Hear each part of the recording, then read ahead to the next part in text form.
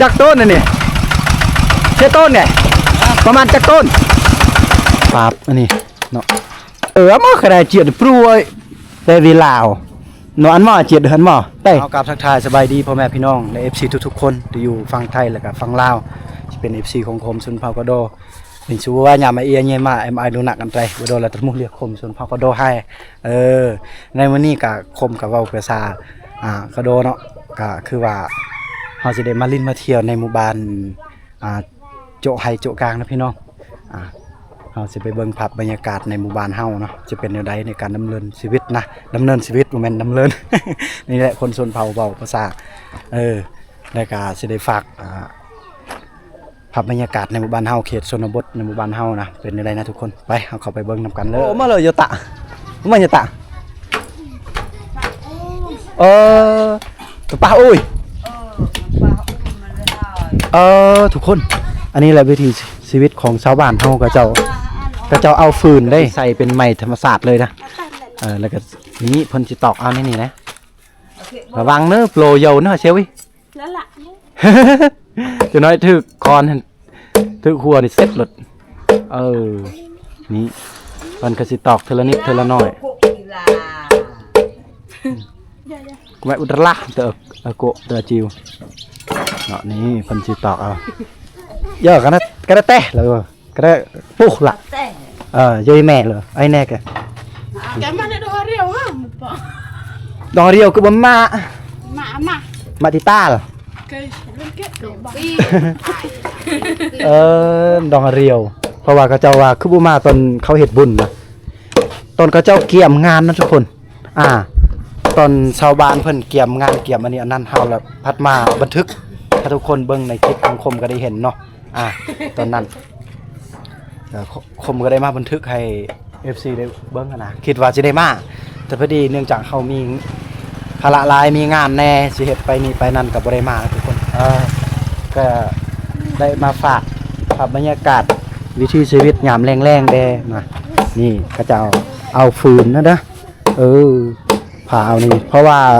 ก็จะบ่มีควันนะทุกคนจังได๋ทุกคนสิว่าโอ้คือว่าเอาควันก็จะบ่มีแล้วก็เลยใส่แบบพิธีดังเดิมเนาะเอาเป็นไม้นี่ตัดแล้วก็เสียบอย่างเกาะแล้วก็ตอกเอาเดียวมันก็สิผ่าครึ่งเลยเนาะก็สิได้ประมาณนี้นะก็ต้องได้ใส่เวลาแน่จักหน่อยทางนี้ก็ฮูบเด็กๆเด้อนี่นะโอ้เอามามแก่เลย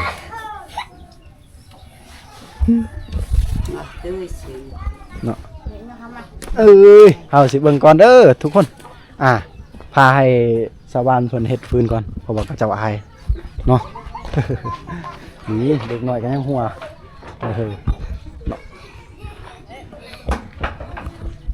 สิไปเบิ่งทางพุ่นนะเห็นเขานั่งอยู่เขาสิให้ถ่ายอยู่บ่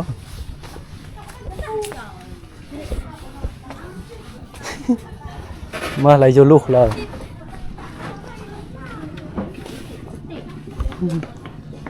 โอ้ยแหลดปุ๊บเลยเนี่ยอยู่ลุกเขาเมื่อกันนะลุกเลยปรูแห่อยู่กันนะเนี่ยเจียดหรือแก้เลยหืดเนาะโอ้อย่าสูบเพิ่นตากในนี้ทุกคนเนาะอย่าสูบที่ว่าเฮาเห็นกระเจ้าคายเขตชนลายคมเคยเห็นในตลาดสารวันนะแต่ว่านี่อยู่ในหมู่บ้านเฮากระเจ้าสีมัดตากเอาจังสีได้โอ้โหเนาะเฮ็ดเองนี่ก็สูบเองนะดูเสียเงินที่จะต้องไปซื้อโอ้โหว่างามทุกคนเนาะเอาแบบธรรมชาตินี่คือเอาคืออายะเนาะโอ้คืออายะก็แปลว่ายาสูบของยานะหรือว่าแม่เฒ่า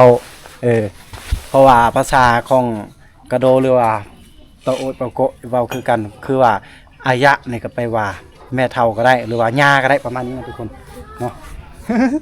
ก็เจ้ากำลังนั่งลมกันเนาะแล้วคมก็ได้มาอีกนะ ติดอีหมอง่ายก็ติดตุกี้เจียนมาขนาดเจียดปลุยแต่เวลาเนาะอันหมอเจียดหันหมอเต้ขนาดเจียดคันลาวเลิกขนาดเจียดโอ้เขาเขาเจ้าอายได้ทุกคนว่า เวลาเฮาบันทึกอีหยังนะเขาว่าอายย่านว่าสิออกซองโทรทัศน์ช่องอีหยังว่าซั่นโอ้โหมันบ่แม่นนักข่าวเนาะ จะเป็นแบบเฮากับบันทึกกันนาก็ดอกบันทึกเนาะกันนาแม่อยู่กันนาคริสกันนาโปรโมทแม่เลียเนาะกันนาแกะอยู่กันนาคริสเลยกันนาบันโฮมนั่งกันนาแกะนะแกอยู่คริสกันนากันนาแม่เลยโอ้เอามามแก่เลยอ้อเลือกน้องแกะ เนาะทุกคนเฮากำลังเว้าเป็นภาษาเขาว่าตอนนี้เขายังเด็กบัดทำบันทึกแล้วก็เมื่อเขาใหญ่นะเวลาเขาใหญ่เขาโตจนเขากลับมาเบิ่งโอ้คูปตอนเด็กคือเป็นตาหักตะแพงคือหล่อแท้น้องอันไงเกียมาเรียวบ่วีก็บ่ถ่ายน้องไงตะมาหังกี่ปีงได้บ่วีบ่ถ่ายมันก็บ่เวียกมาติตาล่ะแล้วห้องติดตัวนั่งตัวนั่งวีอย่าแม่กี่วิแม่ไม่ได้หอบก็ได้เละเกะดิฮะเกะติดมันก็ได้เกรงได้ไกลช่องอย่าแม่น้ำช่องคมเกี่ยววีเอ้ยอย่าแม่วิย่อก็ดอลงอยู่พ่อแม่ตัว YouTube กินงอกตับเนาะเขาเจ้าอยากเบิ่งเฮาก็ฝากให้เขาไปเบิ่งใน YouTube เฮา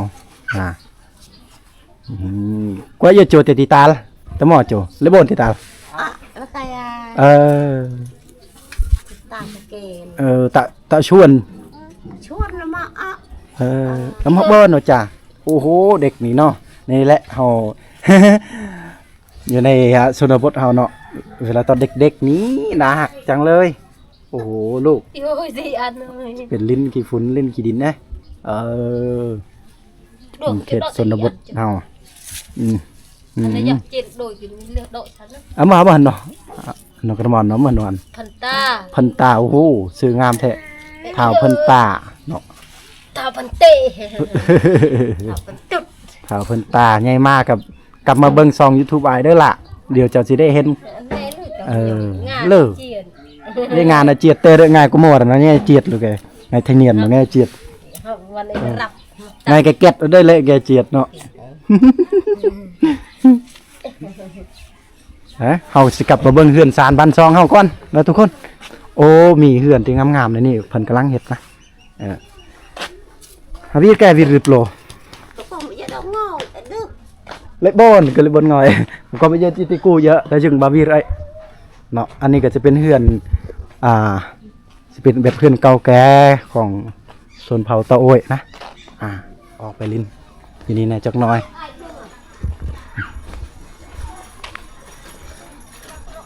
นี่จะเป็นหมู่บ้านโจะอย่างเกาะเขามักลืมทุกคนเป็นโจะกลางบ่หรือว่าโจะไฮ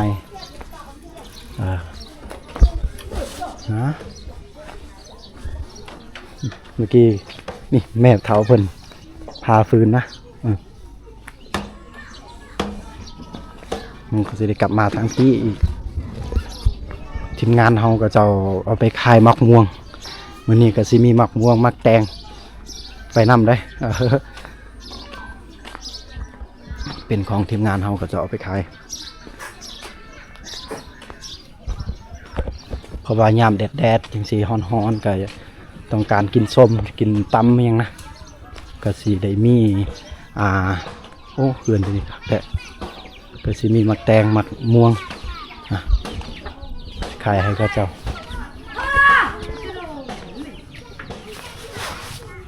ไว้ใช้และทีมงานเขา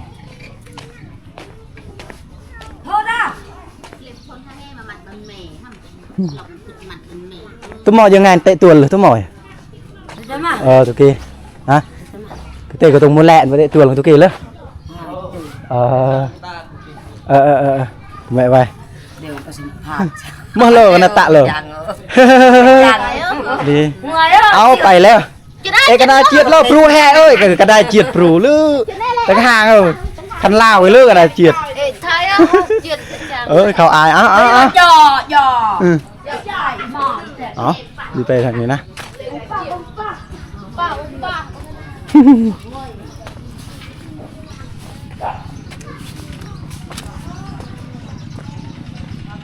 โอ้บอลนี่ก็จะเป็นบอลพมๆมีต้นมะขามคักสุดเนาะก็เสียดายเพิ่นผูกง่วยอย่างนี้นะโอ้ทีมงานเฮาอยู่พูนเนาะเรากำลังสอบทีมงานเฮา ก็เดินกับกวางได้หมู่บ้านนี้เป็นบ้านทุ่งเพียงทุกคน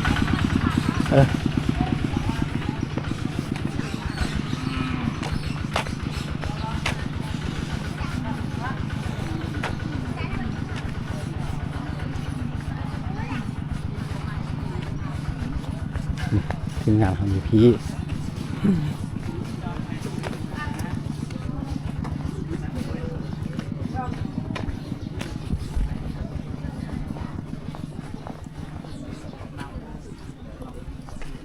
โอ้เด้อคนตอนนี้เฮากันมากินมะม่วงน้ำสาวบ้านเฮานะนี่ทีมงานเฮามามันนี่ทางข้ากับทางกินเลยทุกคนนี่แท้จริงเวลานาบ่าวเพิ่นนี้เฮาก็เคยรู้จักตะกี้เนาะเฮาเคยมาลินนะมาซื้อแคมนำเฮือนเพิ่นแล้วก็มาลินน้ำเพิ่นนะโอ้แต่มาโจเหรอโอ้จะตะปงนะทุกคนเนาะพวกเราเพิ่นกำลังมาแต่ลกมันโจตะปงไว้ว่ามาแต่เฮ็ดมันต้นประมาณนี้เด้อนี่ตะกี้นาบ่าวเพิ่นโคตรใจดีนะตอนรับซุมเฮาเป็นอย่างดีมื้อนี้ก็ได้มีโอกาสได้มาลินมาเที่ยวมายามเพิ่นอีกเทื่อนึง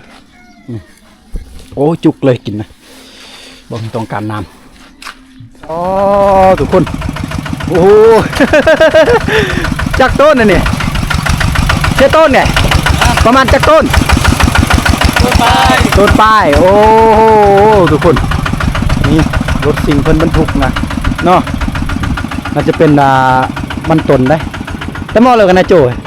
ยงปก โจยงป้งโอ้ ยงปก จุกอันนั้นเขามาแต่ปลูกมันได้นี่นะเนาะ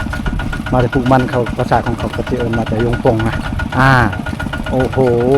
ชาวบ้านเฮากำลังมาแต่พูดได้อันนี้ก็จะเป็นหน้าของชาวบ้านเด้อทุกคนโอ้โหเนาะข้าเจ้าก็สิมาแต่พูดแต่ไก่พุ่นน่ะมาแต่อีหยังก็มาแต่ปลูกมันต้นนะนั่นคือรถคันนี้เขาเจ้าไปขายมันต้นประมาณนี้แหละได้ประมาณต้นป้ายเนาะโตที่เราเห็นบักหลายๆประมาณต้นป้ายด้วยทุกคนนี่ที่อย่างนำชาวบ้านเขาเจ้าเนาะ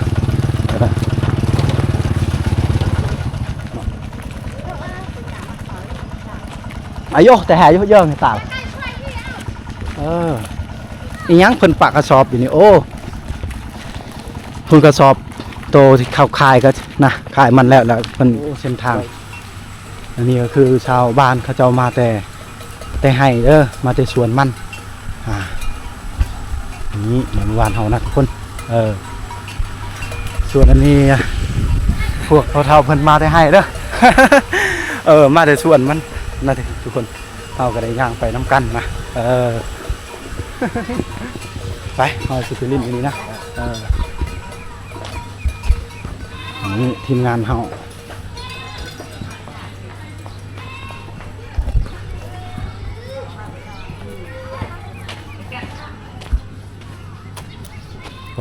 เหือนสาดบ้านซองเฮาทุกคนเนาะ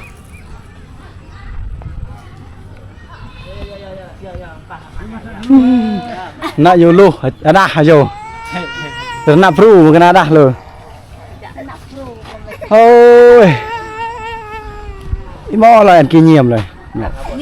เด็กเด็กน้อยเพิ่นให้ทาแม่เนาะทาแม่แต่ให้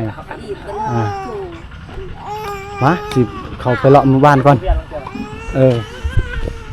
นี่มั้ง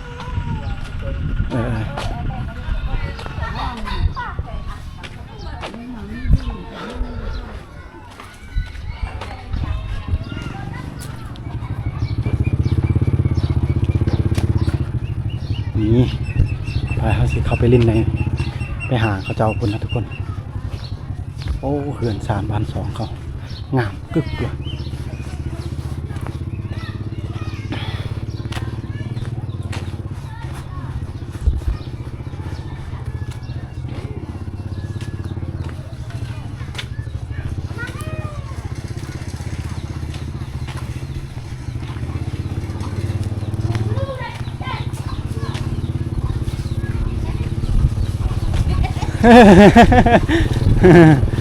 สบายดีแฮสบายดีมาโลตะไอ้แหละเอ้ย โจดิจิตาล่ะ โจดิตา เขาเจ้ามาแต่ทางให้อีกแล้วพี่น้องเนาะภาพบรรยากาศตอนแรงๆเด้อนี่นะ มาให้อยู่ติดกับโจดิตาเลย เอ้ยเนาะมื้อนี้ก็ได้มาเล่นอีกนะหมู่บ้านเฮาตอนนั้นเฮาก็เคยมาเรื่อยๆนะทุกคนบางทีเขาเจ้าก็น่าจะชื่อเฮานะบางทีก็บ่ชื่อแน่เล่พี่จำตอนนะพี่เด้ นั่นมา ไปเชียร์ไอ้ดาวี่เนี่ยกิน น้องจะมาเชียร์นึมโปทายช่างมังกินดองอยู่ดองในล็อกว่าเอาบนพ่อ มาเดี๋ยวปอดล็อกกี้ตรงนี้กลางกี้ มาติตาเหรอ เอาจุกกลางแล้ว มาติตาไอ้มาห้อยบนโป กลางทีแบบติดตาเลยอ่ะงอกถึงขาด เขาเจ้า ติดตามันประทายอะบายกี้กันได้ลูก กิเลยห้อยมาเนาะเขาเจ้าอันอยากเบิ่งนะยามเขาเฮ็ดบุญนะทุกคนคือว่าบุญละปืบแต่ว่าเฮาบ่ได้ไปถ่ายบ่ได้ไปบันทึกให้ทุกคนให้ในหมู่บ้านเฮาเนาะเอาไว้โอกาสหน้าคืออีก10-20 ปีพุ่นแหละ10-20 ปีอีกแล้วจึงมีบุญละปืบอีกนะทุกคนแต่ว่าแต่ละปีเนี่ยมันก็สิแตกต่างได้เฮือนศาลบ้านซองอีก10-20 ปีก็บ่คือกันได้เนาะพ่อเนาะคือว่าแหละถ้าเฮือนเฮานี่เฮาบันทึกไว้ในนี้เวลาลูกหลานเขาใหญ่มากเลยเขาสิได้กลับมาเบิ่งโอ้เฮือนยะยอพ่อแม่เฮาจังซี่เด้ได้เห็นในซองของคมพากโดนี่แหละเนาะ ถ้าบ่นี่บ่ได้บันทึกนี่เขาบ่เห็นเด้เนาะเป็นกันดีเด้ทุกคนเฮาสิเอาบันทึกเป็นประวัติศาสตร์นะคือว่าแหละอีก10-20 ปีแบบเฮือนเขาเจ้าเฮ็ดจะมีการอัปเดตใหม่ๆมันทันสมัยเบิดเฮือนยะยอพ่อแม่เฮาก็บ่ค่อยได้เห็นแล้วนะแล้วถ้าว่าภาษาของคมเอิ้นว่าดุงนี่เนาะหรือว่าดุงตระดาจะบ่ค่อยได้เห็นแล้วแต่มอเลิกกันนะโจเลยแล้วชื่อเอาเอ้ยเนาะ